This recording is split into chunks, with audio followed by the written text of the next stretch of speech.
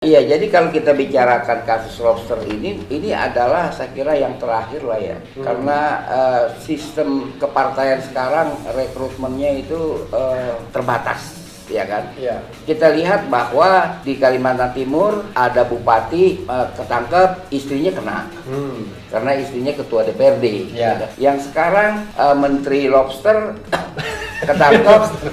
Menterinya kena juga. Bukan lobster be, benur. Menterinya kena juga, istrinya kena juga. Okay. Sekarang udah meningkat kepada pasangan, ya kan? Jadi ada perluasan atau pendalaman korupsi. Jadi karena itu menurut saya sistem politik kita itu partai di parlemen saja, nggak usah di pemerintahan. Biar di kabinet itu orang-orang ahli yang dia istilah zaman dulu sakon kabinet. Zaken kabinet. Ini nggak usah lah, mereka biar dia di DPR aja, biar profesional sih. Kagak mau dia mereka be. Lah harus diciptakan, ini keadaan yang sekarang ini tidak bisa diteruskan. Bagaimanapun juga menggoda lah duduk sebagai menteri berkuasa di situ dan bisa macam-macam, nggak bisa berlanjut ini. Kalau tidak berlanjut begini ekonomi kita berat, apalagi yang sekarang ini menurut catatan saudara Salamuddin Daeng, tahun anggaran yang sebentar berakhir ini kita nggak ada bantuan, kagak ada pinjaman, nggak ada orang mau kasih pinjam, kasih bantuan nggak ada. Cuma beruntung Menteri Luhut Binsar Panjaitan waktu ke Amerika beberapa minggu lalu, beliau dikasih bansos sama Trump. Ya artinya dapat bansos, alhamdulillah deh ya. Negara besar begini dengan penduduk 250 juta dapat 10 T rupiah, itu kan bansos. Oh bansos. Bansos. Lalu ikutanlah Jerman juga kasih bansos 5, Australia kasih bansos lagi. Yang berarti jangan sampai lah nanti pejabat kita ke luar negeri itu bawa tromol. Tromol itu apa ya? Celengan masjid. Kocrak. Itu kan udah habis dah. Karena apa? Pemerintahan ini, partai-partai ini faktanya banyak yang korup. Jadi kita harus ikhlas. Partai itu digebah ke Senayan saja. Dan yang saya heran dalam kasus Edi Prabowo ini, kok Menteri Luhut, Menko Luhut mengatakan, wahai KPK, jangan kelebihan lah ya meraksanya, kan ada di ngomong. Iya, sebenarnya dia orang baik ya.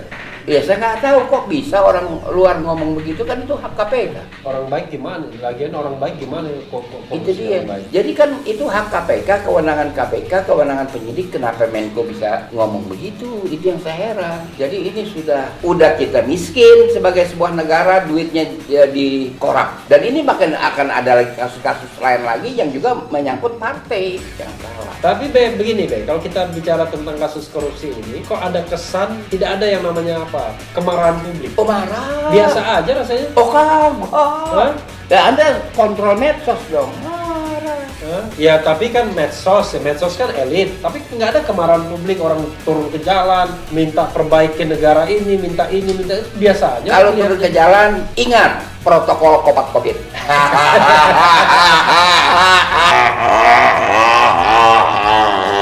Tetapi reaksi itu ada, orang kagak diam.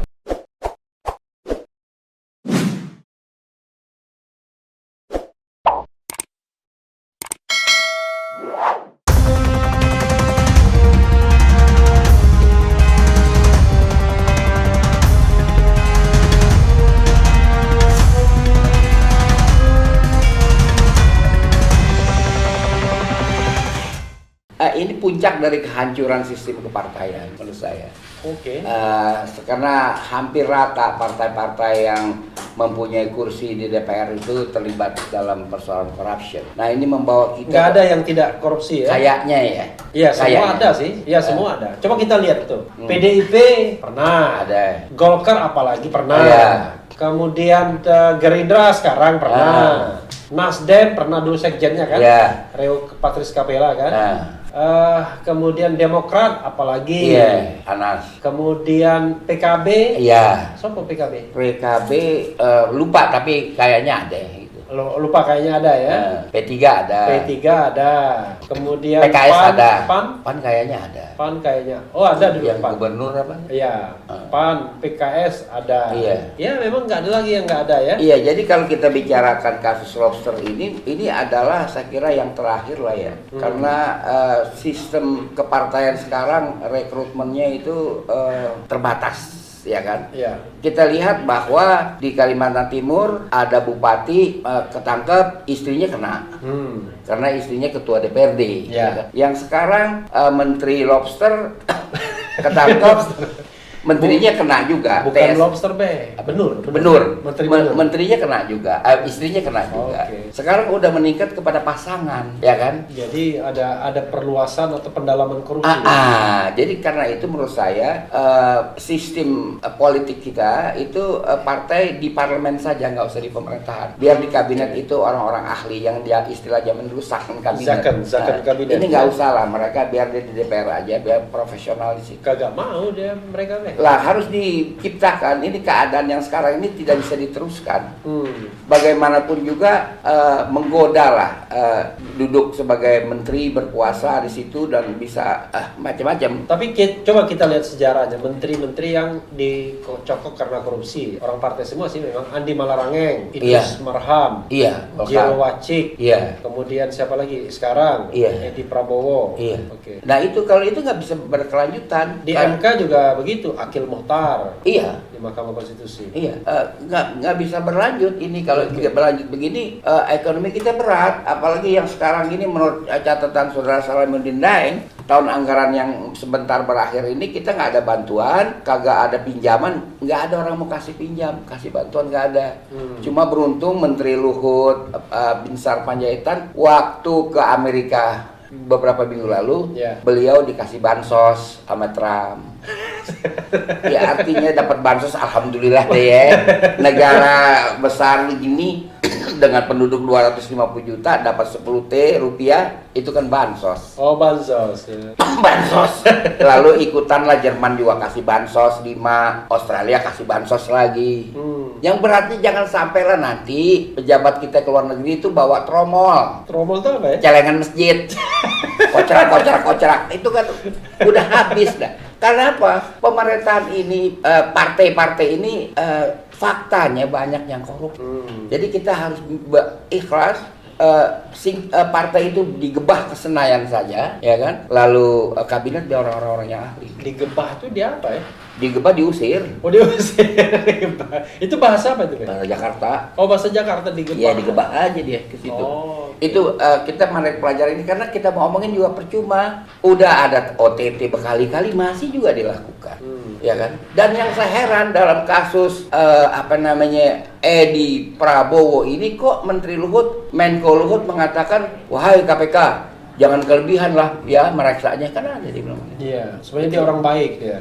Iya, saya nggak tahu kok bisa orang luar ngomong begitu, kan itu hak KPK. Orang baik gimana? Lagian orang baik gimana kok itu dia. Jadi kan itu hak KPK, kewenangan KPK, kewenangan penyidik. Kenapa Menko bisa ngomong begitu? Itu yang saya heran. Jadi ini udah kita miskin sebagai sebuah negara, duitnya jadi korup. Dan ini bahkan akan ada lagi kasus-kasus lain lagi yang juga menyangkut partai yang salah. Tapi kan KPK-nya konon katanya udah bisa dikendalikan. Yang mana yang bisa dikendalikan? Kan nggak semua. Memang dia belum dapat bintang Mahaputra, ya kan? Beda dengan MK. Tapi saya kira nggak bisa begitu mudah dia kendalikan KPK. Oke. Jadi masih ada harapan buat KPK. Masih ada harapan karena kalau kita baca koran Tempo kemarin kan masih ada lagi calon TSK di luar kasus Benur. Menteri juga? Iya, saya nggak tahu deh. Saya bukan propaganda lah. Saya baca aja di koran Tempo. Tapi begini kalau kita bicara tentang kasus korupsi ini, kok ada kesan tidak ada yang namanya kemarahan publik? Oh, marah. Biasa aja rasanya. Oh, kagak. Ya Anda kontrol medsos dong. Marah. Ya tapi kan medsos kan elit. Tapi nggak ada kemarahan publik, orang turun ke jalan minta perbaiki negara ini, minta itu biasa aja. Kalau turun ke jalan, ingat protokol COVID.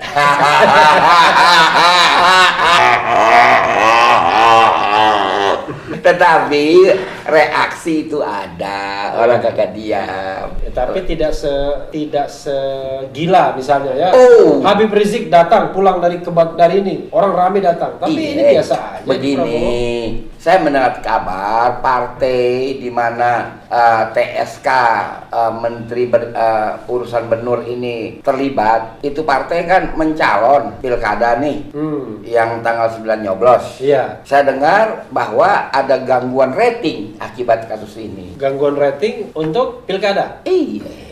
Pilkada di mana? Bukan pilkada, ada di beberapa jumlah tempat. Enggak, gangguan rating itu di pilkada mana? Di pilkada mereka masing-masing tempat daerah. Saya dengar keluhan dari para jurkam mereka itu sendiri. Tapi kan ini pengaruhnya pada Gerindra dong, bukan pada Presiden Jokowi. Iya, tapi kan Gerindra ber-CS dengan PDIP di 24 daerah pemilihan. Oh, 26 daerah pemilihan. Iya.